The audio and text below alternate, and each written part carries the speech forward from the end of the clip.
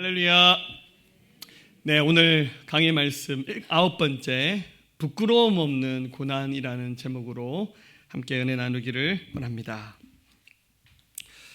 사람 그 자체로서 굉장히 단단한 사람이 있습니다. 겪어보면 겪어볼수록 참 이 사람 내면에 남다른 힘을 가졌구나, 그렇게 느껴지는 사람이 있는가 하면 좀 잘 깨어지고 잘 엎어지는 그런 유형의 아주 약한 사람도 있습니다.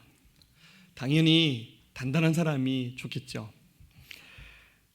그 단단함이 어느 순간에 잘 구분되고 드러나냐면 삶의 어려움이 다가오는 순간입니다. 삶의 어려움이 다가왔을 때 복잡하고 어려운 환경에서 허둥대지 않고 일을 잘 처리하는 것을 보면 그 사람의 내면의 실력을 엿볼 수 있습니다. 믿음도 마찬가지입니다. 믿음이 단단한 사람이 있고 아직 믿음이 연약한 사람이 있습니다. 넉넉한 믿음을 가진 사람들은 역시 고난의 순간에 그 믿음의 진가를 발휘하면서 참 지혜롭게 하나님의 뜻에 맞게 그 모든 것들을 잘 이겨내고 극복하는 사람들입니다. 바라긴 우리 새생명교회 모든 성도들 연약한 믿음에서 단단하고 넉넉한 믿음의 사람으로 바뀌어져서 모든 것을 이겨낼 수 있는 하나님의 사람들 되시기를 주의 이름으로 축복합니다. 이것을 두 가지로 정의한다면 이런 것이죠. 주님의 신실하심을 바라보는 넉넉한 믿음, 그리고 고난 앞에서 흔들리지 않는 그런 넉넉한 믿음, 저와 여러분들의 믿음이 되었으면 좋겠습니다. 어떤 한 부부의 이야기입니다. 열심히 일을 해서 경제활동에서 저축해서 큰 아파트를 샀는데 세상에 80평짜리 아파트를 샀습니다. 80평이 얼마나 크냐면 우리 교회 건물 바닥평수가 80평이 안 됩니다. 할렐루야. 네, 80평 아파트를 샀는데 얼마나 좋았겠습니까? 온갖 고생을 다 하면서. 그래서 인테리어를 하면서 그 집 베란다를 쭉 빼면 요즘에 테라스라 그러잖아요. 그 테라스에다가 카페를 만들었습니다. 그래서 이렇게 멋진 티 테이블을 넣고 거기다가 커피 머신도 갖다 놓고 그리고 오디오 시설을 해서 저는 보스를 좋아하는데요. 보스 그 우퍼 음향 좋잖아요. 이런 걸 음악을 다 틀어놓고 얼마나 좋습니까? 근데 문제는 이 부부가 맞벌이를 하고 있어서 이 테라스에서 여유있게 커피 마실 시간이 없다는 게 문제입니다. 남편이 회사에 출근하다가 집에 어떤 서류를 놓고 가서 집에 갔더니 깜짝 놀랐어요. 두 부부가 출근하고 난 그 빈집에 일하는 분이 계셨거든요. 옛날 말로 가정부라 그러잖아요. 세상 일하시는 그분이 저 테라스에서 음악 틀어놓고 옆에 커피를 한잔 마시고 있는데 열받더래요. 내가 시큰 벌어서 저렇게 꾸며놨는데 따님이 그걸 즐기고 있으니까 얼마나 억울합니까? 넉넉함이 있어야겠죠. 우리 삶에 믿음 안에도 넉넉함이 필요합니다. 사실 우리 삶에 위기가 많고 고난이 많고 환난이 많습니다. 어쩌면 그것은 지난주에도 나눴듯이 피할 수 없는 운명인지도 몰라요. 그리고 또 그런 어려움들에 부딪혀서 자신을 돌아볼 때마다 자기 내면에 있는 힘에 의해서 막 견뎌내고 이겨내는 사람이 있는가 하면 고난을 당하면 당할수록 자기의 본 모습을 보는데 자신이 너무 형편없는 거예요. 내가 이것밖에 안 되나 라는 생각이 막 들잖아요. 사실 원래 우리가 그것밖에 안 되는 거예요. 그냥 세상의 교육에 의해서 책임감에 의해서 강한 사람인 것처럼 그 역할을 냈고 흉내낸 것이지 사실 우리 인생은 하나님 앞에서 다 약한 사람들이에요.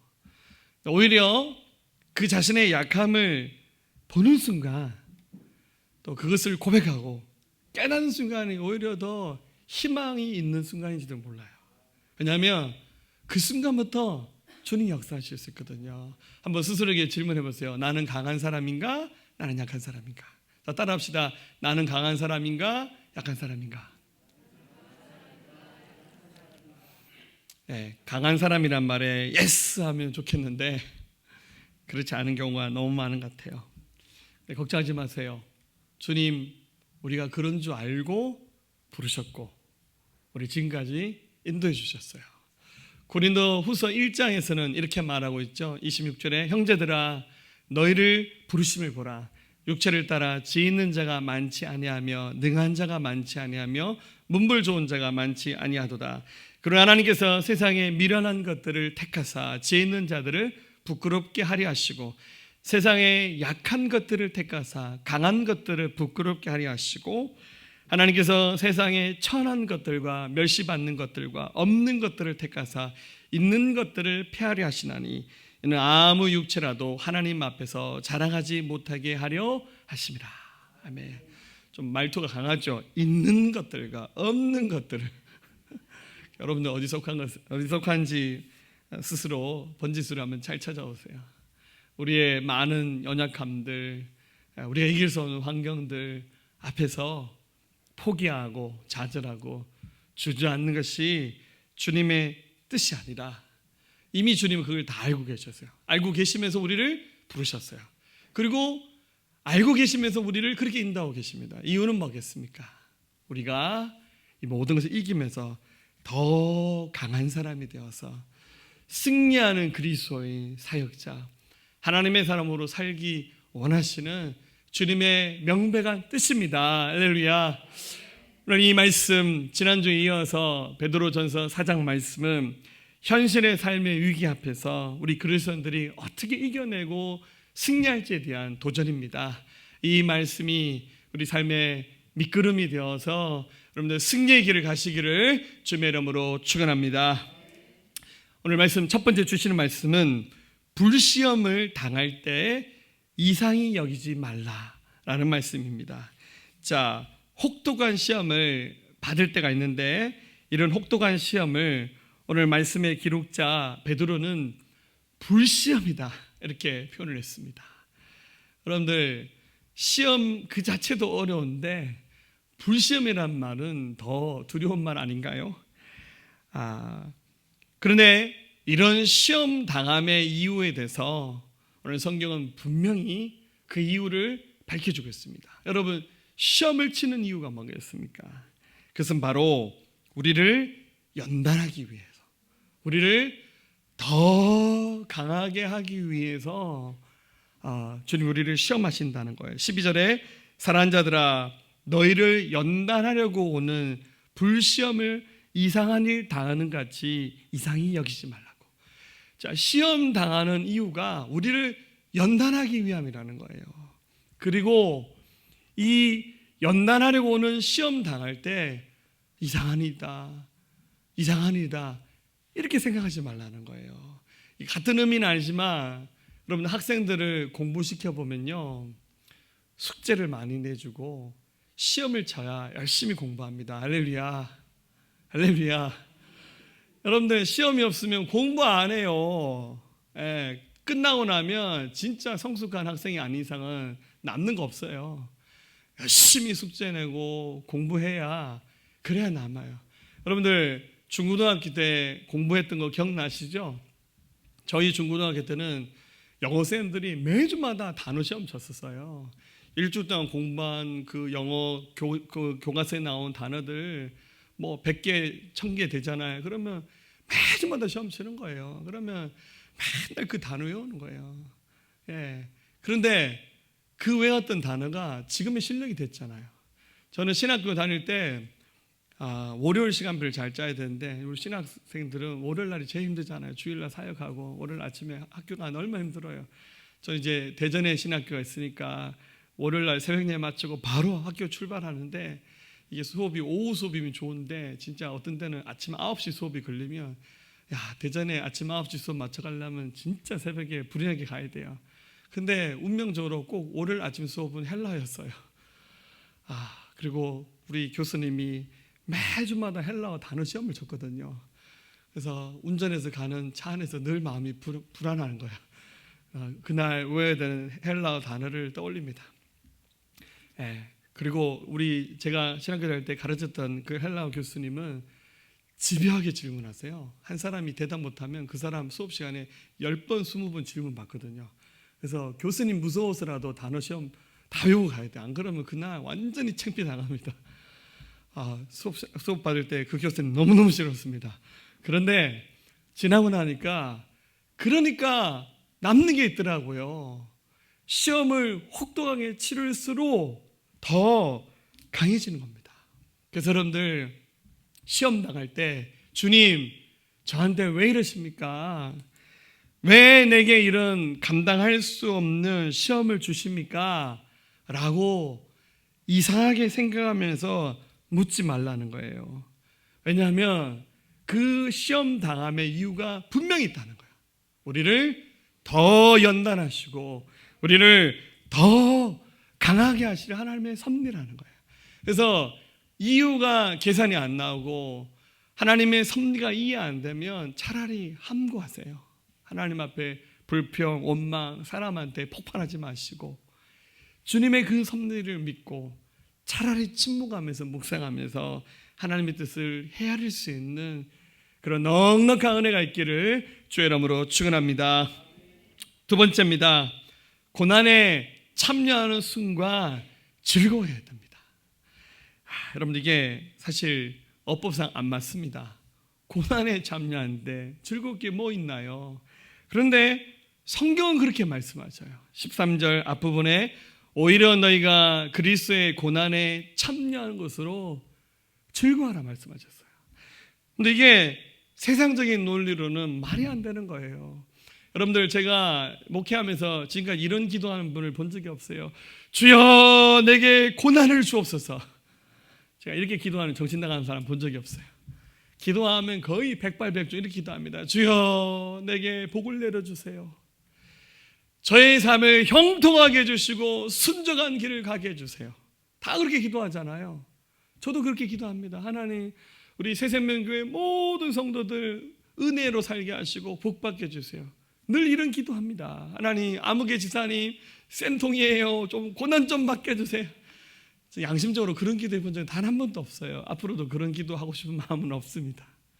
근데 오늘 베드로 사도의 말을 통해서 주신 말씀은 고난에 참여하는 것을 즐거워하라고 말씀하셨어요. 이게 뭐 성경이 잘못 기록된 겁니까?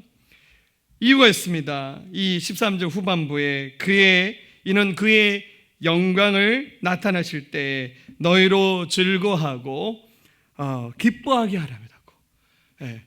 하나님의 영광이 나타나실 때가 있다는 거예요. 즉 고난당하는 것이 고난으로만 끝나는 것이 아니라 그 이후에는 하나님께서 그 고난의 문제를 다 풀어주시면서 아무개 100점 통과하시면서 주님이 당신의 영광을 나타내실 때가 있다는 거예요. 그래서 베드로서 1장 7절에서 우리 앞에서 나눴던 말씀이죠. 너희 믿음의 확실함은 불로 연단해도 없어질 금보다 더 귀하여 예수 그리스도께서 나타나실 때 칭찬과 영광과 존귀를 얻게 하실 거라고. 그 영광의 순간이 어느 때인지 모르겠지만 분명히 하나님께서 이 고난을 이기고 난 다음에 우리 삶에 큰 영광을 나타내시면서 아마 상 주실 것 같아요. 그 순간 돌이켜보면 그게 주님의 섭리였군요. 그게 주님의 일하시는 계획이었군요 라는 고백을 하게 될 겁니다. 성경에 마리아와 마르다로 가는 두 자매가 있는데 일찍 부모님이 세상 떠났던 것 같아요. 오빠가 있었는데 이름이 나사로입니다. 예수님의 말씀을 듣고 전도받았던 사람인데 갑자기 나사로가 중병을 해서 죽어버렸어요. 예수님을 초대해서 빨리 와서 기도해달라 했는데 예수님 너무 늦게 오셨어요. 이미 장례식을 치렀는데 그 유대인들의 간섭에 따라 동굴을 파서 그 오빠의 시신을 거기다 안치하고 장례식이 거의 끝날간 무렵에 예수님이 오셨어요. 그 어렸던 두 자매가 부모님 없이 사는 그 어려운 형편에 예수님 찾아왔을 때 반가운 것보다는 예수님 너무 원망됐어요. 그래서 예수님 무릎 앞에 엎드려서 예수님 빨리 여기 오셨더라면 우리 오빠가 안 죽었을 건데 왜 이렇게 늦게 오셨냐고 막 한탄하셨을 때 예수님 뭐라 하셨습니까? 네가 믿으면 하나님의 영광을 보리라고 내가 말하지 않았더냐. 믿으면 하나님의 영광을 본대요. 근데 이 마르다 마리아는 그 영광이 뭔지는 모르니까 일단 그 슬픔이 너무 크니까 막 예수님께 매달리죠. 예수님이 나사로의 무덤으로 가자고. 주님 죽은 지 나흘이 되어서 사람이 시체 썩는 냄새가 나는데 거기 왜 가시냐고. 아니라고 가자고. 그리고는 그 입구를 막았던 돌무덤 입구를 치우라 하시면서 말씀하십니다. 나사로야 나오너라. 예수께서 명령하셨을 때 죽었던 나사로가 살아나는 기적이 일어났습니다. 불과 1시간 전으로 돌아간다면 하나님의 일하심이 뭔지를 모르는 게 그게 인생의 한계예요. 그러나 우리는 하나님의 영광에 나타나실 때를 믿으면서 오히려 14절 말씀처럼 너희가 그리스도의 이름으로 치욕을 당하면 복 있는 자로다. 영광의 영, 곧 하나님의 영이 너희 위에 계십니다. 오히려 고난을 받는 그 순간이 우리 인생에서 가장 복 있는 순간. 이런 믿음의 안목, 이런 신앙의 고백을 할 수 있는 저와 여러분들이 될 수 있기를 주의 이름으로 축원합니다. 사실 이 베드로 전후서의 배경은 1세기 초대교회가 굉장한 핍박을 받던 시대입니다. 여러분 아마 이 베드로 전서가 기록된 때를 AD 64년부터 68년경으로 추측을 하는데요. 이때 로마의 왕이 악명 높은 네로입니다. 사도 바울은 감옥에 갇혀 있었고 그리고 순교의 날이 다가오고 예수님의 12제자 중에서 순교한 제자들이 하나둘씩 생겨나는 어려운 때 교회가 세워지면서 복음이 전해지고 있지만 갈수록 로마의 핍박은 더해갔습니다. 여러분 알다시피 네로는 사이코패스 같은 그런 성향을 가진 사람입니다. 그림을 그리고 시를 쓰기 위해서 로마 시내에다 불을 질러버렸는데 도시 3분의 1이 타버렸죠. 그 누명을 예수쟁이들에게 뒤집어 씌워서 예수 믿는 사람들을 데려다가 감옥에다 집어넣고 저렇게 굶주린 사자가 있는 원형경장에 집어넣어서 산 사람을 사자가 뜯어서 먹는 이런 잔인한 만행을 저지르고 심지어 사람의 몸에다가 그 밀랍 초를 칠해서 사람을 기둥에 매달아서 산 사람의 몸에다 불을 놔서 로마 시내 그 정원에다 불을 붙여서 환하게 밝히게 했던 정말 미치광이죠. 그러나 이 네로가 불에 타 죽는 그 예수 믿는 사람들, 그 원형경에서 사자에 뜯겨서 죽어가는 사람들 향해서 너희가 믿는 하나님은 도대체 어디 있냐고 막 조롱하잖아요. 근데 나중에 기록을 보면 그 사자에게 뜯어먹혀서 죽었던 그리스도인들의 그 남은 시신을 거두는데 하나같이 얼굴이 해같이 빛나는 평안한 얼굴이었다는 거예요.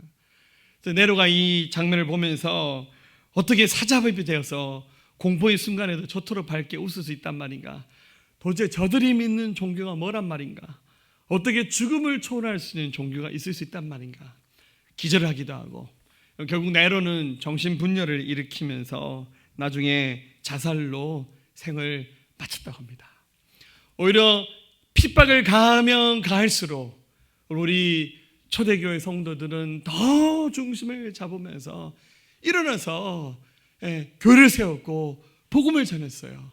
왜 그렇겠습니까? 오늘 이 말씀처럼 하나님의 영광의 때를 바라보는 믿음이 있었기 때문에 오늘 이 고난이 고난으로만 끝나지 않고 하나님의 분명히 일하시는 그 때가 있을 것이다라는 그 믿음의 소망을 가졌기 때문에 가능한 것이었습니다. 사랑하는 여러분들, 환난에 참여할 때, 고난에 참여할 때 더 즐거워하시면서 주님의 일하심을 바라보기를 주의 이름으로 축원합니다. 세 번째입니다. 우리는 부끄럽지 않은 고난을 자랑해야 됩니다. 여러분들, 부끄럽지 않은 고난이란 말은 반대로 부끄러운 고난도 있다는 뜻입니다. 여러분들, 부끄러운 고난이 뭡니까? 그건 여러분들 자기의 잘못으로, 자신의 잘못 살아온 삶으로, 잘못된 선택으로 받는 고난입니다. 가령 이런 것이죠. 15절에 너희 중에 누구든지 살인이나 도둑질이나 악행이나 남의 일을 간섭하는 자로 고난을 받지 말라고. 이런 고난은 뭡니까? 전부 다 부끄러운 고난이에요. 안 그래요? 어디 가다 운전하다 딱지 하나만 떼도 아유 창피하고 그렇지 않나요? 살인, 도둑질, 악행, 여러분들 잘못하면 다 처벌받죠. 당연히 처벌받아야겠죠. 여기서 하나 좀 기억해야 될 것은 남의 일을 간섭하는 자로 고난받지 말라고. 전문적 용어로 뭐라죠? 오지랖이 넓다 그렇게 말하죠.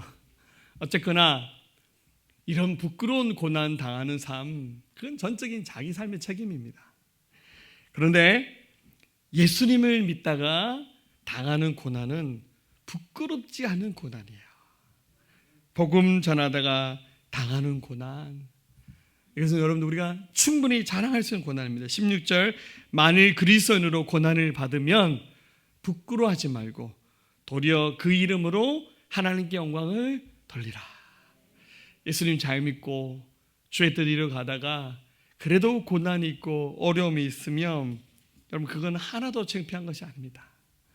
그것을 도리어 자랑하면서 하나님께 영광을 돌려야 됩니다. 이건 마치 우리의 면류관처럼 생각하면서 하나님 앞에 영광 돌릴 수 있어야 됩니다. 인생을 어떻게 살아야 되겠습니까? 세상 사람들은 다 자기 욕심, 자기가 원하는 삶에 초점을 맞춰가지만 우리는 예수를 위해서 살아가는 삶, 또 그렇게 살아가다가 고난당하는 거 상급이라 생각하시고 다 이겨내시는 여러분 되시기를 주의 이름으로 축원합니다. 마지막 네 번째입니다. 그리스도로 살아가면서 우리의 영혼을 창조주 하나님께 맡기면서 살아가는 겁니다. 무슨 말이냐면 우리 육신이 이 땅에서 누리는 축복은 다 잠깐입니다. 아무리 뭐 대단한 상급이 있어도 그 얼마 지나지 않으면 다 내 거 아닙니다. 다 자식들 주고 가든지 저를 주고 가든지 두 개 중 하나를 선택하셔야 돼요. 할렐루야. 우리가 가지고 있는 이 땅에 속한 모든 사람들은 다 지나가는 것들입니다. 영혼이 잘 되는 것이 훨씬 더 중요합니다. 근데 여러분 안 믿는 사람들은 자신의 영혼을 하나님께 맡기고 살지 않아요. 그러니까 어떻게 됩니까? 딱 눈에 보이는 것만 생각하는 거예요. 지금 눈에 보이는 그 영광, 딱 지금 눈에 보이는 자기 이익과 유익, 그것만 생각하는 거죠. 근데 여러분들 영혼을 하나님께 맡기지 않고 살아가는 이 땅에 속한 삶만 살아가는 삶이 무슨 유익이 있겠습니까? 여러분들 최후의 심판의 순간 믿지 않는 사람들, 악인들이 서는 자리가 어떻겠습니까? 17절에 말합니다. 하나님의 집에서 심판을 시작할 때가 되었나니 만일 우리에게 먼저 하면 하나님의 복음을 순종하지 아니하는 자들의 그 마지막은 어떠하며 그 마지막이 뭐겠습니까? 또 의인이 겨우 구원을 받으며 경건하지 아니한 자와 죄는 어디에 서려? 영혼을 하나님께 맡긴 사람들은 천국의 자리에 섭니다.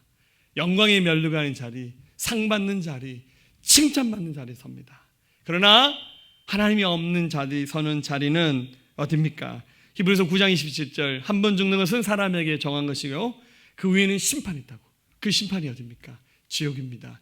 요한계시록 20장 14절에 사망과 음부도 불못에 던지우니 이것은 둘째 사망 곧 불못이라. 15절에 누구든지 생명책에 기록되지 못한 자는 불못에 던지우더라. 예수 안 믿는 사람들은 불못에 들어가는 거예요. 잘 생각해 보세요. 이 땅에서 조금 평화롭게 살고 조금 편하게 살고 유익하게 살다가 자신의 영혼을 하나님께 못 맡기고 살다가 지옥에 들어간 영혼이 낫습니까? 때로는 예수님 때문에 고난도 당하고 어려움도 당하고 손해는 보지만 주님의 은혜로 마음의 평안을 가지고 기쁘게 살다가 영원한 하나님의 나라에 들어가는 사람, 누가 복 있는 인생을 살아간 자들입니까? 그래서 우리 예수 믿는 사람들은 이 지옥의 심판을 받는 불쌍한 인생이 아니라 영원한 하나님의 나라를 소망 가운데 두고 자신의 영혼을 주님께 맡게 됩니다. 고난받는 자들은 영혼을 주님께 맡기는 거예요. 여러분 이 영혼을 주께 맡긴다는 말은 자기 인생의 모든 것을 다 주님께 맡긴다 그 뜻입니다. 19절에 말합니다. 그러므로 하나님의 뜻대로 고난을 받는 자들은 또한 선을 행하는 가운데 그 영혼을 미쁘신 창조주께 의탁할지다. 자, 이 말을 좀 더 쉽게 해석하면 영어 성경에는 여기 보니까 commit라는 단어가 나오는데 이 말이 의탁한다, 맡긴다고. 어떻게 하냐고요? 마지막에 보면 continue to do good. 우리말로 직역을 하면 그러므로 하나님의 뜻대로 고난을 받은 사람은 신실하신 창조주께 자신을 맡기고 계속 선을 행해야 됩니다. 그 뜻이에요. 즉 고난을 받든 말든 간에 그거 상관하지 말고 창조주 하나님께, 하나님은 다 다시 만들 수 있어요. 그분께 영혼과 자신의 삶을 맡기고 지금 내가 걸어가고 있는 주의 일, 하나님께서 내게 주신 그 사명을 컨티뉴 하라는 거야. 계속 행하는 일을 지키라는 거예요. 그게 그리스도인들이 가야 될 길입니다. 저도 지금까지 살아오면서 기도하면 하나님께서 즉시 이루어지는 기도도 참 많았어요. 기도하면 진짜 하나님께서 금방 들어주시더라고요. 와, 그럴 때는 정말 기도하는 맛이 있죠. 와, 정말 하나님께서 기도 들어주시는구나. 때로는 어떤 정말 유치한 말인데 오늘 집에 가서 치킨 먹었으면 좋겠다. 그러면 집에 가서 치킨을 먹게 되더라고요. 할렐루야. 정말 유치한 것부터 시작해서 고급진 기도까지 하나님께서 들어주셔요. 그런데요, 제가 아무리 기도해도 하나님께서 안 들어주신 기도도 있어요. 주로 이런 것들이죠. 어떤 고난입니다. 여러분이 아는 것도 있지만 또 저만의 고충도 있잖아요. 제가 하나님 앞에 기도하는, 하나님 이 문제 좀 해결해 주세요. 이 고난이 없으면 제가 더 믿음 생활 잘할 것 같고 제가 목회를 더 잘할 것 같아요. 이런 거 있잖아요. 저는 그런 기도는 안 합니다만 여러분 이런 기도하죠. 하나님 저 인생 좀 없애주세요. 할렐루야. 해봤죠. 네, 저는 그런 기도 해본 적은 없어요. 우리 삶에서 이 문제만 해결되고 이것만 없으면 나는 정말 하나님께 땡큐할 것 같아요. 근데요, 그런 기도는요, 응답이 굉장히 더디거나 좀 심하면 하나님이 안 들어주셔요. 왜 그렇겠습니까? 주님이 아셔요.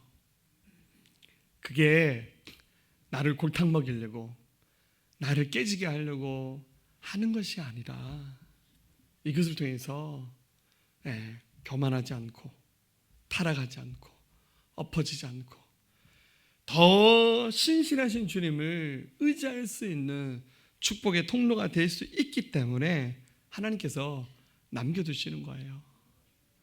모든 일에는 다 때가 있습니다. 그러나 그것마저도 주님이 네가 충분히 이길 수 있구나라고 주께서 여기신다면 그 고난도 충분히 주님께서 걷어가시고 해결하실 수 있어요. 할렐루야. 다만 우리는 주님께 다 맡기고 지금 우리가 하고 있는 그 선을 행하면서, 그죠? 컨티뉴 하면서, 그걸 유지하면서 주의 길을 가라고 주님 우리에게 분명히 말씀하고 있습니다. 사랑하는 여러분들, 우리 주님은 고난 가운데서 승리를 주실 분입니다. 어려움이 다가올 때 도망가지 마시고 타협하지 말고 앞에서 깨지지 말고 우리 안에 계신 주님을 바라보면서 승리하시기를 주의 이름으로 축원합니다. 참회록의 주인공 어거스틴도 그렇게 말합니다. 그의 글에서 마귀가 때때로 나에게 찾아와 주는 시험을 나는 환영한다. 이 시험으로 인해 나는 나의 믿음을 확인할 수 있다. 그러나 그렇다고 이 마귀와 직접 마주쳐서는 안 된다. 아무리 훌륭한 사람도 이 마귀에 이길 수는 없다. 나는 다만 마귀들이 나의 마음에 찾아올 때마다 내 안에 계시는 그리스도를 소개한다. 그럴 때마다 예수님이 말씀하신다. 마귀야, 네가 싸울 상대는 어거스틴이 아니라 바로 나 예수 그리스도다. 주님이 그렇게 말씀하신다는 거예요. 그리고 십자가에 못 박히신 손의 자국을 보여주면 마귀는 곧 따라난다. 예수님의 몸에 나 있는 십자가의 증표는 곧 이미 승리한 증표이기 때문이다. 어거스틴이 그렇게 말했어요. 내가 싸워서 이긴 것이 아니라 내 안에 계신 예수님께서 이기게 하신다는 거예요. 시험 나갈 때 이상하게 여기지 마시고 원망하지 마시고 옆에 있는 사람에게 화풀이하지 마시고 하나님 바라보면서 우리 주님의 힘을 의지해서 오히려 감사하면서 승리 주실 주님 바라보면서 이 마지막 시대에 깨어있는 그리스도인으로서 사역자로서의 사명을 감당하면서 부끄러움 없는 고난으로 더 강해지면서 우리 하나님 바라볼 수 있는 하나님의 사람들 되시기를 주의 이름으로 축원합니다. 왜 나만 겪는 고난이냐고, 왜 나만 겪는 고난이냐고, 불평하지 마세요. 고난의 뒤편에 있는 주님이 주실 증거 미리 보면서 감사하세요. 너무 견디기 힘든 지금 이 순간에도 주님이 일하고 계시잖아요. 남들은 지쳐 앉아 있을지라도 당신만은 일어서세요. 힘을 내세요. 힘을 내세요. 주님이 손잡고 계시잖아요. 주님이 나와 함께함을 믿는다면 어떤 역경도 이길 수 있잖아요. 왜 이런 슬픔 찾아왔는지, 왜 이런 슬픔 찾아왔는지 원망하지 마세요. 원망하지 마세요. 당신이 잃은 것보다 주님께 받은 은혜 더 많음에 감사. 자, 우리 두 손 들고 할까요? 너무 견디기 힘든 지금 이 순간에도 주님이 일하고 계시잖아요. 남들은 지쳐 앉아있을지라도 당신만은 일어서 아멘. 힘을 내세요. 힘을 내세요. 힘을 내세요. 주님이 손잡고 계시잖아요. 주님이 나와 함께함을 믿는다면 어떤 역경도 이길 수 있잖아요. 힘을 내세요. 힘을 내세요. 힘을 내세요. 주님이 손잡고 계시잖아요. 주님이 나와 함께함을 믿는다면 어떤 역경도 이길 수 있잖아요. 기도하겠습니다. 살아계신 하나님, 주님의 신실하심을 믿습니다. 고난도 이기고 환경도 이기고 하나님께 우리 영혼을 의탁하고 우리가 가던 길 멈추지 않고 하나님 정말 믿음으로 한 걸음씩 한 걸음씩 나아갈 때 주께서 강한 손으로 우리를 붙잡고 계시고, 우리가 휘청이고 우리가 넘어질 때는 주께서 우리를 업어서 독수리 날개에 태워서 주께서 이기게 하실 것을 믿습니다. 주님, 성령 충만한 믿음의 사람, 넉넉한 하나님의 사람 되게 하셔서 부끄러움 없는 고난 앞에서 예수님만 말하고 예수님만 자랑하는 하나님의 사람들 되게 도와주옵소서. 감사합니다. 예수님에게 하신 이름으로 함께 기도하였습니다. 아멘. 할렐루야.